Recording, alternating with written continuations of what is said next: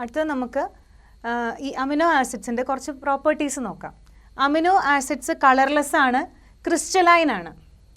അതുപോലെ തന്നെ all amino acids are water soluble. They are high melting solid. High melting ആയിട്ടുള്ള melting point ഉള്ള solids ആണ്.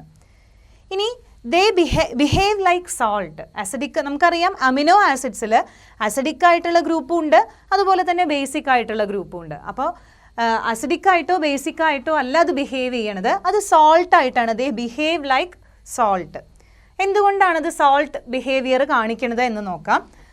അതിന് എക്സാമ്പിളാണ് ഈ സ്വിറ്റർ അയോൺ ഫോർമേഷൻ.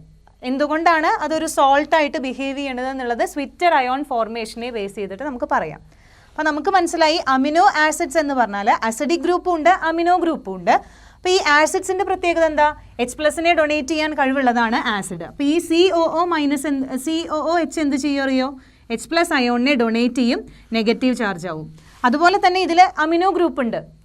അപ്പോൾ അമിനോ ഗ്രൂപ്പ് എന്ന് പറയുന്നത് ബേസിക് ആണ്, പ്രോട്ടോൺ ആക്സെപ്റ്റർ ആണ് ബേസ് എന്ന് പറയുന്നത്. അപ്പോൾ ഇതൊരു ബേസിനെ ആക്സെപ്റ്റ് ചെയ്യും, ഒരു പ്രോട്ടോണിനെ ആക്സെപ്റ്റ് ചെയ്യും. ബേസ് ആണല്ലോ, ഒരു പ്രോട്ടോണിനെ ആക്സെപ്റ്റ് ചെയ്യും. അപ്പോൾ എങ്ങനെ ഫോം ചെയ്യും?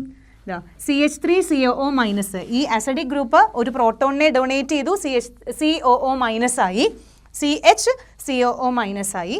അതുപോലെ തന്നെ അതിൽ തന്നെയുള്ള അമിനോ ഗ്രൂപ്പ് എന്ത് ചെയ്തു? ആ പ്രോട്ടോണിനെ ആക്സെപ്റ്റ് ചെയ്തു. കാരണം അമിനോ ബേസിക് NH2 ഗ്രൂപ്പ് എന്ന് പറയുന്നത് ബേസിക് ആണ്.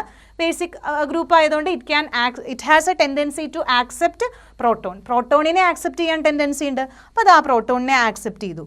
അപ്പോൾ നോക്കൂ, ഇത് ഡൈപോളാർ ആയിട്ടാണ് എക്സിസ്റ്റ് ചെയ്യുക. ഇങ്ങനത്തെ അയോൺസിനെയാണ് സ്വിറ്റർ അയോൺ എന്ന് പറയുന്നത്, സ്വിറ്റർ അയോൺ.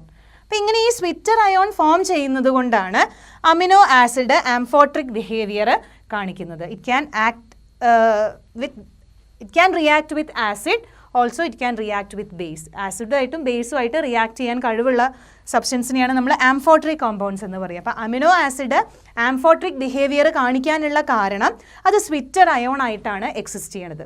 ഈ സ്വിറ്റർ അയോൺ ഫോം ചെയ്യാനുള്ള കാരണം എന്താ? അമിനോ ആസിഡ്സിൽ അസിഡിക് ആയിട്ടുള്ള COOH ഗ്രൂപ്പും ഉണ്ട്, അതുപോലെ തന്നെ ബേസിക് ആയിട്ടുള്ള അമിനോ ഗ്രൂപ്പും ഉണ്ട്.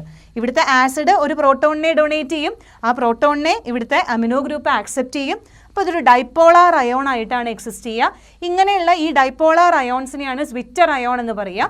ഈ സ്വിറ്റർ അയോൺ ഫോം ചെയ്യണത് കൊണ്ട് അതിന് ആംഫോട്രിക് ബിഹേവിയർ ഉണ്ട്.